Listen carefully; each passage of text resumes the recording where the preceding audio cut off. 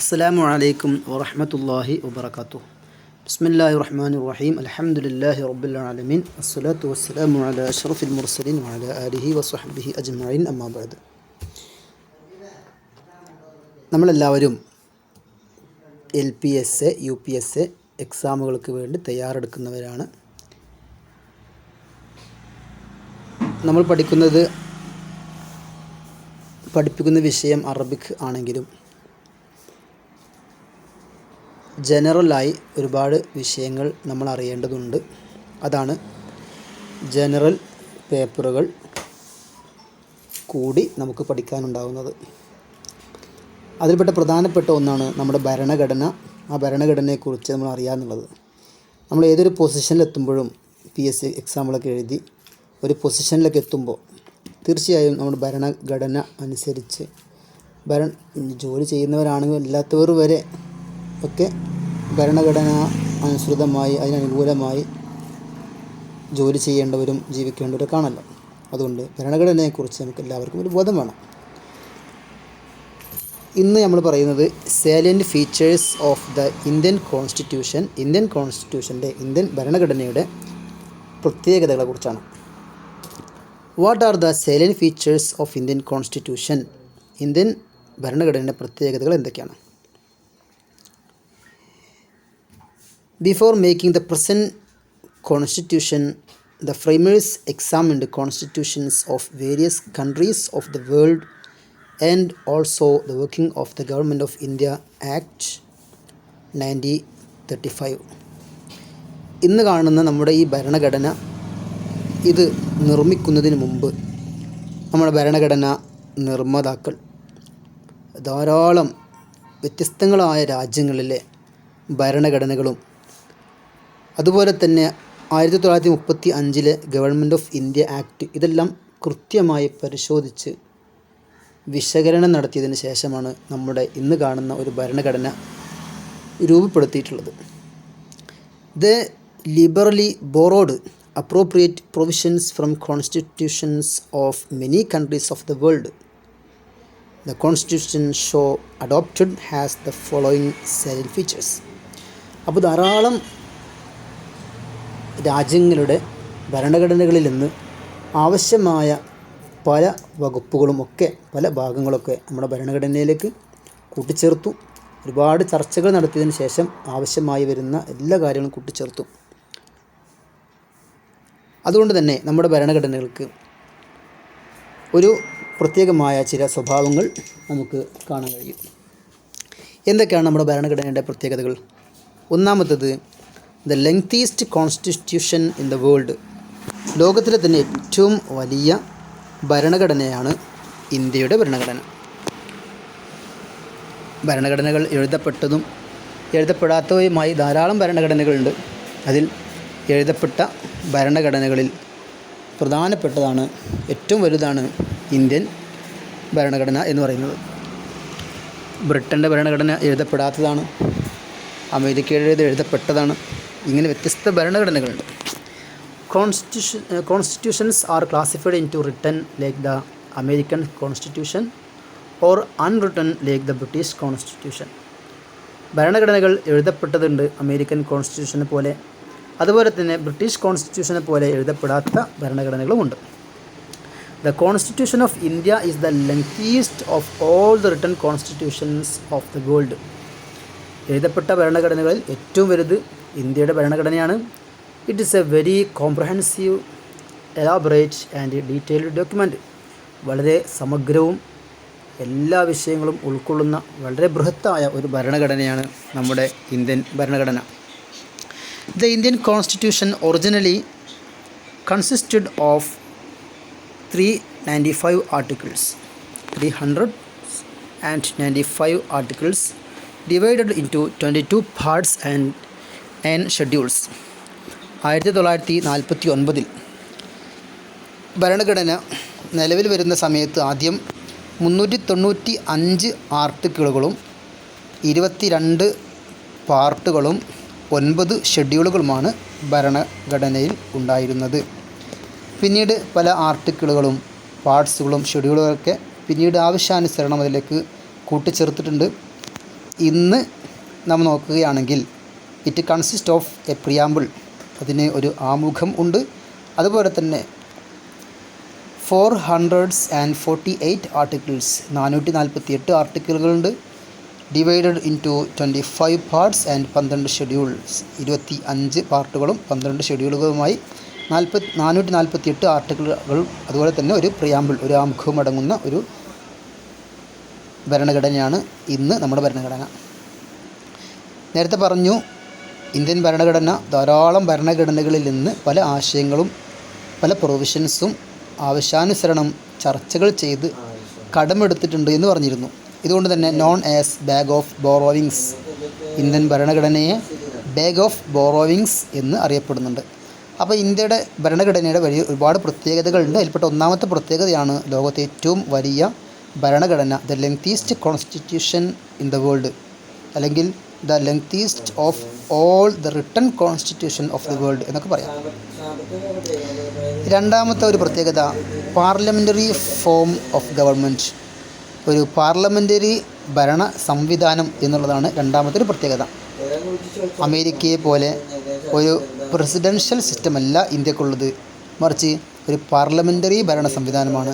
The constitution of India has opted for the British parliamentary system of government rather than American presidential system of government. അമേരിക്കയുടെ ഈ presidential സിസ്റ്റത്തിനേക്കാൾ British parliamentary സിസ്റ്റത്തെയാണ് Indian constitution തിരഞ്ഞെടുത്തിട്ടുള്ളത്. The parliamentary system is based on the principles of cooperation and coordination between the legislative and executive organs. ഈ parliamentary system എന്ന് പറയുമ്പോൾ അവിടെ legislative നിയമനിർമ്മാണ സഭകളുണ്ടാവും, അതുപോലെ തന്നെ എക്സിക്യൂട്ടീവ് മന്ത്രിസഭ ഉണ്ടാവും. ഇതെല്ലാം ഒരുമിച്ച് അവരുടെ ഒരു കോപ്പറേഷൻ, ഒരു കോർഡിനേഷനായി പ്രവർത്തിക്കുന്ന ഒരു ഭരണ സംവിധാനമാണ് പാർലമെൻ്ററി സിസ്റ്റം എന്ന് പറയുന്നത്.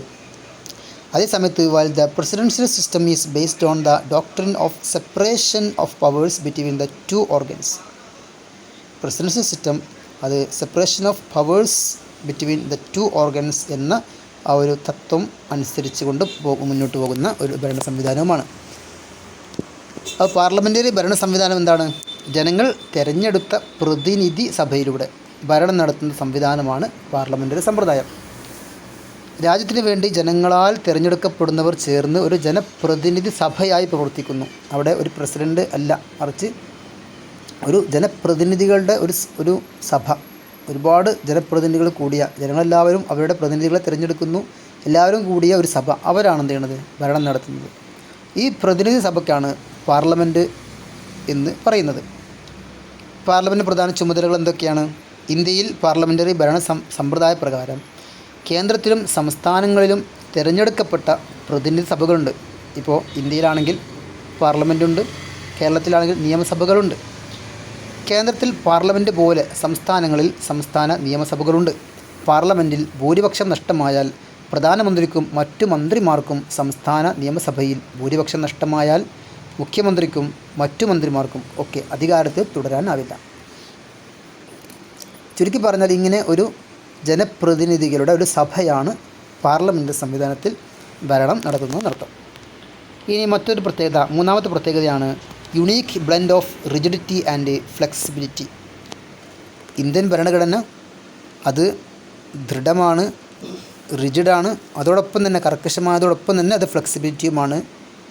ആവശ്യാനുസരണം പല വകുപ്പുകളുമൊക്കെ കൂട്ടിച്ചേർക്കാനുമൊക്കെ പറ്റുന്ന രൂപത്തിലുള്ള ഒരു ഫ്ലെക്സിബിളായ ഒരു സംവിധാനവുമാണ്.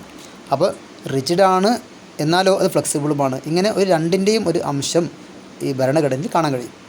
The constitution of India is neither rigid nor flexible but a synthesis of both. Indian ഭരണഘടനയെക്കുറിച്ച് അത് മൊത്തത്തിൽ അതൊരു റിജിഡാണ് എന്നൊരിക്കലും പറയാൻ പറ്റില്ല, ഒരു കർക്കശമായ ഒരു നിയമ സംവിധാനമാണ് എന്ന് പറയാൻ പറ്റില്ല. എന്നാലോ നോർ ഫ്ലെക്സിബിൾ, തീരെ കർക്കശമില്ലാത്ത പറ്റ അയവുള്ളതാണ് എന്നും പറയാൻ പറ്റില്ല. മറിച്ച് ബട്ട് എ സിന്തസിസ് ഓഫ് ബോത്ത്സ്, മറിച്ച് രണ്ടിൻ്റെയും ഒരു സങ്കരമാണ്. അത് റിജിഡാണ്, അതോടൊപ്പം തന്നെ ഫ്ലെക്സിബിളുമാണ്. ഈ രൂപത്തിലാണ് ഇന്ത്യൻ ഭരണഘടന ഉള്ളത്. A rigid constitution is one that requires a special procedure for its amendment, while flexible constitution is one that can be amended in the same manner as ordinary laws are made. ഒരു rigid constitution എന്ന് പറയുമ്പോൾ അവിടെ amendment വരുത്തണമെങ്കിൽ, ഭേദഗതി വരുത്തണമെങ്കിൽ ഒരു special procedure ഉണ്ടാകും. അതിലൂടെ മാത്രമേ ഭേദഗതി വരുത്താൻ പറ്റുകയുള്ളൂ. ഇതാണ് ഒരു റിജിഡ് കോൺസ്റ്റിറ്റ്യൂഷൻ. അതേസമയം ഫ്ലെക്സിബിൾ കോൺസ്റ്റിറ്റ്യൂഷൻ എന്ന് പറഞ്ഞാൽ സാധാരണ നിയമങ്ങളൊക്കെ ഏതെല്ലാം രൂപത്തിൽ അമെൻഡ് ചെയ്യാൻ പറ്റുമോ ആ രൂപത്തിലൊക്കെ, ഇങ്ങനെ പല രൂപങ്ങളിലൊക്കെ അതിനെ അമെൻഡ് ചെയ്യാൻ പറ്റുന്ന ഒരു ഭരണഘടനയാണ്. ഇന്ന് ഇന്ത്യൻ ഭരണഘടന റിജിഡുമാണ്, ഫ്ലെക്സിബിളുമാണ് എന്ന പ്രത്യേകതയാണ് മൂന്നാമത്തെ ഒരു പ്രത്യേകത. ഇനി നാലാമത്താണ് ഫണ്ടമെൻ്റൽ റൈറ്റ്സ്. ഫണ്ടമെൻ്റൽ റൈറ്റ്സിനെ കുറിച്ച് പറയുമ്പോൾ the philosophical part of the constitution എന്നാണ് ഫണ്ടമെൻ്റൽ റൈറ്റ്സുകളെ കുറിച്ച് പറയാം. The fundamental rights and the directive principles of the state policy, അതാണ് ഈ philosophical part of the constitution. Philosophical part of constitution എന്ന് പറയുന്നത് രണ്ട് കാര്യങ്ങളെക്കുറിച്ചാണ്, ഫണ്ടമെൻ്റൽ റൈറ്റ്സിനെ കുറിച്ചും ഡയറക്റ്റീവ് പ്രിൻസിപ്പിൾസിനെ കുറിച്ചും. അതായത് ഫണ്ടമെൻ്റൽ റൈറ്റ്സ് എന്ന മൗലികാവകാശങ്ങളാണ്, അതുപോലെ തന്നെ ഡയറക്റ്റീവ് പ്രിൻസിപ്പിൾസ് എന്ന് പറഞ്ഞാൽ നിർദ്ദേശക തത്വങ്ങളാണ്. ഇത് രണ്ടിനെ കുറിച്ചുമാണ് philosophical part of the constitution എന്ന് പറയാം. എന്താണ് fundamental rights? Part 3 of the Indian constitution guarantees 6 fundamental rights to all the citizens. എല്ലാ പൗരന്മാർക്കും ഇന്ത്യൻ ഭരണഘടന 6 മൗലിക അവകാശങ്ങൾ ഉറപ്പു നൽകുന്നുണ്ട്. 6 മൗലികാവകാശങ്ങൾ. എന്താണ് ആ മൗലികാവകാശങ്ങൾ? ഒന്ന്, റൈറ്റ് ടു ഇക്വാളിറ്റി, സമത്വത്തിനുള്ള അവകാശം. ആർട്ടിക്കിൾ 14 മുതൽ 18 വരെയും ഉള്ള കാര്യങ്ങൾ പറയുന്നത് സമത്വത്തിനുള്ള അവകാശത്തെക്കുറിച്ചാണ്. മറ്റൊന്നാണ് റൈറ്റ് ടു ഫ്രീഡം, ആർട്ടിക്കിൾ 19 മുതൽ 22 വരെ സ്വാതന്ത്ര്യത്തിനുള്ള അവകാശം, ഇതാണ് ചർച്ച ചെയ്യുന്നത്. മറ്റൊന്നാണ് റൈറ്റ് എഗെയിൻസ്റ്റ് എക്സ്പ്ലോയിറ്റേഷൻ, ചൂഷണത്തിനെതിരെയുള്ള അവകാശം. ഇത് ഇന്ത്യൻ ഭരണഘടന നമുക്ക് നൽകുന്ന മൗലിക അവകാശമാണ്. മറ്റൊന്ന് right to freedom of religion, മത സ്വാതന്ത്ര്യത്തിനുള്ള അവകാശം. മറ്റൊന്ന് കൾച്ചറൽ ആൻഡ് എഡ്യൂക്കേഷണൽ റൈറ്റ്സ്, സാംസ്കാരികവും വിദ്യാഭ്യാസപരവുമായ അവകാശം. ആറാമത്തേത് റൈറ്റ് ടു കോൺസ്റ്റിറ്റ്യൂഷണൽ റെമഡീസ്, ഭരണഘടനാപരമായ പ്രതിവിധിക്കുള്ള അവകാശം. വല്ല ബുദ്ധിമുട്ടുകളൊക്കെ വരുമ്പോൾ ഭരണഘടനാപരമായ പ്രതിവിധികൾ തേടാനുള്ള അവകാശം. ഇങ്ങനെ 6 തരം മൗലികാവകാശങ്ങൾ ഇന്ത്യൻ ഭരണഘടന നമുക്ക് ഉറപ്പു നൽകുന്നുണ്ട്. The fundamental rights are meant for promoting the idea of political democracy. Political ഡെമോക്രസിയെ വളർത്താൻ, അതിനെ നിലനിർത്താൻ ഒക്കെ ഉദ്ദേശിക്കപ്പെട്ടുകൊണ്ടുള്ള ഒരു അവകാശങ്ങളാണ് ഈ ഫണ്ടമെൻ്റൽ റൈറ്റ്സ് എന്ന് പറയുന്നത്. Theory they operate as limitations on the tyranny of the executive and arbitrary law of the legislature. ഇത് ഭരണം നിർവഹിക്കുമ്പോഴുള്ള ചില ഒരു ലിമിറ്റേഷനായിട്ടാണ് കണക്കാക്കപ്പെടുന്നത്.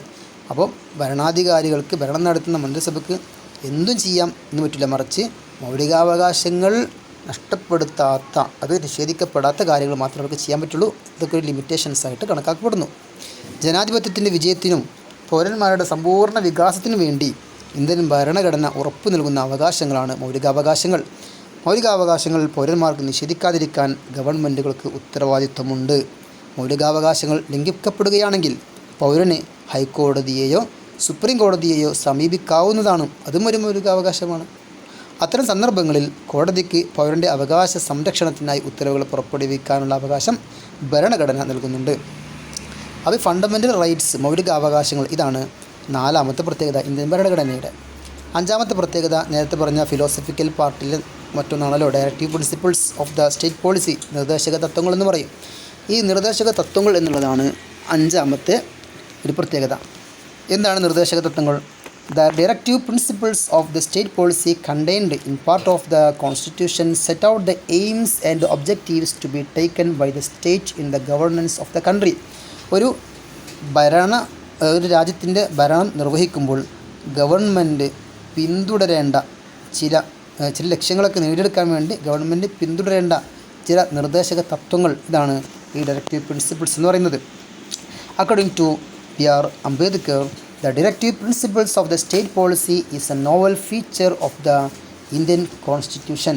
ഇന്ത്യൻ ഭരണഘടനയുടെ പ്രധാനപ്പെട്ട ഒരു പ്രത്യേകതയാണ് ഡയറക്റ്റീവ് പ്രിൻസിപ്പിൾ എന്ന് ഡോക്ടർ അംബേദ്കർ പറഞ്ഞു വച്ചിട്ടുണ്ട്. They can be classified into 3 broad categories. 3 വിശാലമായ കാറ്റഗറി ഇതിനുണ്ട്. ഒന്ന് സോഷ്യലിസ്റ്റിക്കാണ്, മറ്റൊന്ന് ഗാന്ധിയനാണ്, മറ്റൊന്ന് ലിബറൽ ഇൻ്റലക്ച്വലാണ്. ഈ നിർദ്ദേശക തത്വങ്ങളിൽ ചില കാര്യങ്ങൾ സോഷ്യലിസവുമായി ബന്ധപ്പെട്ട, അതിനോട് കൂറു പുലർത്തുന്ന അതിനോട് ചായ്വുള്ള ചില ആശയങ്ങളാണ്. അതുകൊണ്ട് അത്തരം ആശയങ്ങളെ സോഷ്യലിസ്റ്റിക് എന്ന് പറയുന്നു. മറ്റൊന്നാണ് ഗാന്ധിയൻ. അതായത് നിർദ്ദേശക തത്വങ്ങളിലെ ചില വിഷയങ്ങൾ ഗാന്ധിയൻ ആശയങ്ങളുമായിട്ട് ഇണങ്ങിച്ചേരുന്നതാണ്.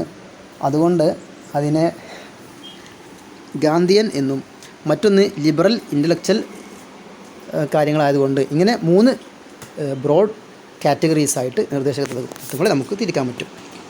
സാമൂഹ്യനീതി ഉറപ്പാക്കുന്നതിന് വേണ്ടി രാഷ്ട്രഭരണത്തിനുള്ള നിർദ്ദേശങ്ങളായി ഭരണഘടനയിൽ ഉൾപ്പെടുത്തിയിട്ടുള്ള ഒരു കൂട്ടം നിർദ്ദേശങ്ങളാണ് നിർദ്ദേശക തത്വങ്ങൾ. ജനങ്ങളുടെ ക്ഷേമത്തിനും അഭിവൃദ്ധിക്കും പുരോഗതിക്കും നിർദ്ദേശക തത്വങ്ങൾ പിന്തുടരേണ്ടതുണ്ട്.